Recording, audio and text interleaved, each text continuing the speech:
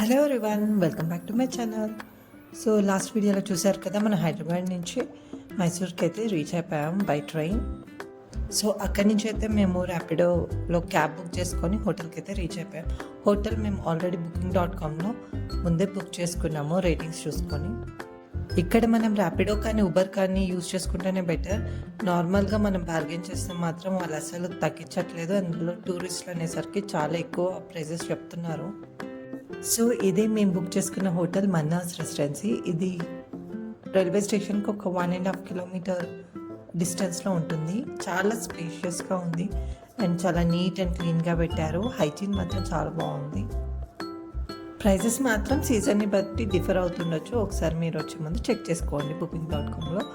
And ఇక్కడ మేమైతే 3 adults కాబట్టి అలా బుక్ చేసుకున్నాం అనమాట. అందుకోసం మాకు ఒక లార్జ్ బెడ్, ఒక సింగిల్ బెడ్ వచ్చింది. సో మాకు సఫిషియెంట్గా అనిపించింది. అండ్ చాలా ఎక్స్ట్రాడినరీ అని చెప్పలేను, కానీ సర్వీస్ అయితే చాలా బాగుంది. అండ్ రూమ్స్ కూడా చాలా నీట్గా ఉన్నాయి. మనం ఏదైనా చిన్న కంప్లైంట్ ఇచ్చినా వెంటనే వచ్చి సర్వీస్ అయితే ప్రొవైడ్ చేస్తున్నారు. అండ్ మెయిన్గా ఏంటంటే లొకేషన్ సెంటర్లో ఉంది. మనకి ఎక్కడికి వెళ్ళాలన్నా కూడా ఈజీగా యాక్సెసిబుల్గా ఉండేటట్టు ఉందన్నమాట. మెయిన్గా మనము ఎక్కడికైనా వెళ్ళినప్పుడు అలానే చూస్ చేసుకోవాలి లొకేషన్. మనం ఎక్కడికైనా వెళ్ళాలి అంటే చాలా ప్రాబ్లం అవుతుంది మనకి ఓన్ వెహికల్ అయినప్పుడు. సో పక్కనే మెస్ ఉంటే అక్కడి నుంచి టిఫిన్స్ తెప్పించుకొని మేమైతే తినేసాము. అక్కడి నుంచి మేము ఫస్ట్ వెళ్ళినది అయితే మైసూర్ ప్యాలెస్. సో లోపలికి వెళ్ళడానికి అయితే ఎంట్రీ టికెట్ ఉంటుంది.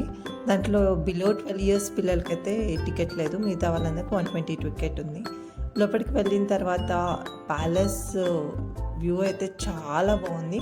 అండ్ మనము ప్యాలెస్లోకి ఎంట్రీ అయిన తర్వాత మాత్రం రియల్గా మనం మూవీస్లో వీడియోస్లలో చూస్తే మనకి ఎలా అయితే ప్యాలెస్ని చూస్తే ఫీలింగ్ వస్తుందో ఎగ్జాక్ట్గా అలానే ఉంటుంది. కాకపోతే మనము నాన్ సీజన్లో వెళ్తే మనకి రష్ కొంచెం తక్కువగా ఉన్నప్పుడు ఇంకా ఎక్కువగా ఆ ప్లేస్ని మనము ఎంజాయ్ చేయగలుగుతాము. మేము వెళ్ళినప్పుడైతే యావరేజ్గా ఉందన్నమాట క్రౌడ్. బట్ స్టిల్ అది సమ్మర్ కాబట్టి బాగా సఫికేటింగ్గా కూడా ఉంది.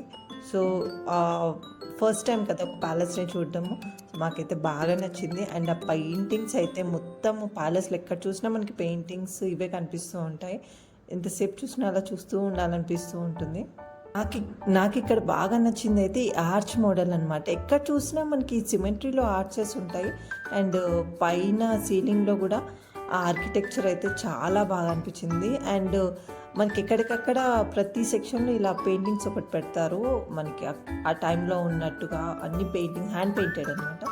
అవి కూడా చూడడానికి చాలా బాగుంటాయి. అండ్ ఇది మిడిల్ కారిడార్. ఇక్కడ లోపలికి అయితే మనకి ఎలా ఉండదు, సైడ్ నుంచి మనం జస్ట్ చూసుకుంటూ వెళ్ళిపోవాలి.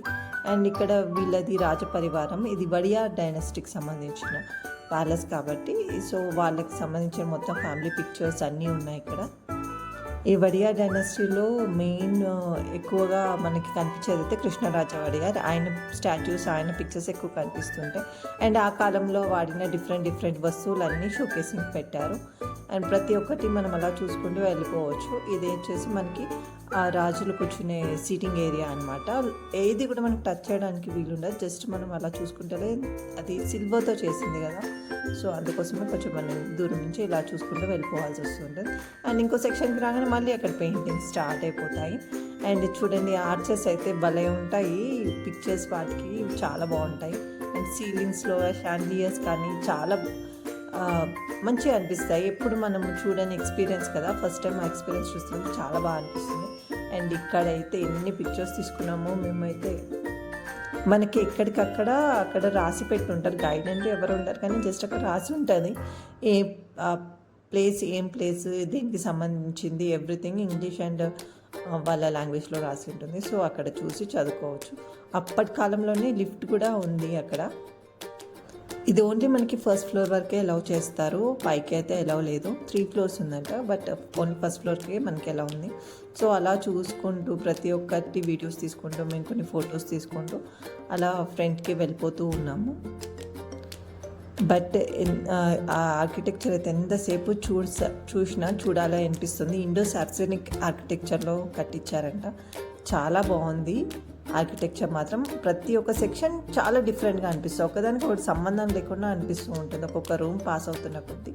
ఇక్కడ చూడండి మొత్తం మార్బుల్ మీద పెయింటింగ్స్ తోటి డోర్ చాలా బాగుంది. అండ్ ఇది మొత్తం కంప్లీట్గా సిల్వర్ డోర్ అనమాట. దాని మీద కృష్ణుడివి సంబంధించిన స్కల్ప్చర్స్ అన్నీ ఉన్నాయి.